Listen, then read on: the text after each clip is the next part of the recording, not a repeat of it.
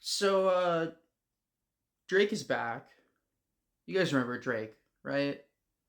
Aubrey Graham, Canadian rapper, the biggest star in music of the past 15 years, maybe second only to Taylor Swift. Last year, in case you live under a rock, he suffered a pretty colossal defeat in his beef with Kendrick Lamar, and now he's back.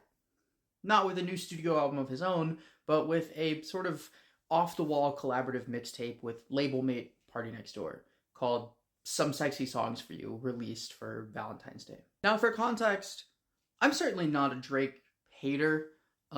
His output has been bloated, inconsistent, and kind of underwhelming ever since 2016's Views, but I've definitely been willing to give him more credit than most critics, and I actually like Party Next Door quite a bit. I've got my tote bag right here for groceries.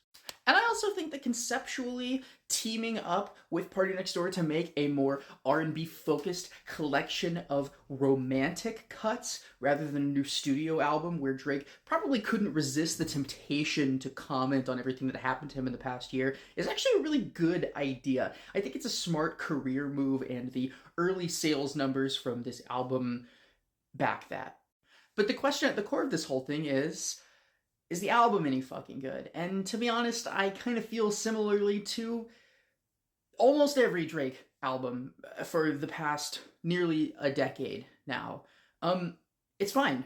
It's better than I think a lot of critics are giving it credit for, but it is extremely inconsistent, extremely bloated. This thing is 80 goddamn minutes, and though it chooses not to hone in and focus on the really romantic R&B cuts, there are a few highlights, though the slower jams on this album are far, far more inconsistent, at least the ones where Drake is playing frontman rather than Party Next Door.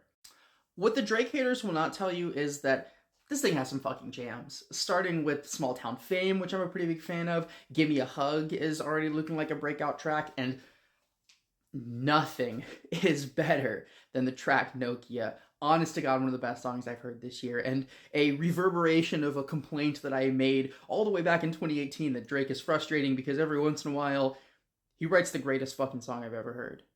There's a pretty good album's worth of material buried in here. The problem is you have to hunt and crawl and fight through all of the nonsense to get to it. And as a result, I think it's a mixed bag that has its moments and a good conceptual career move for Drake.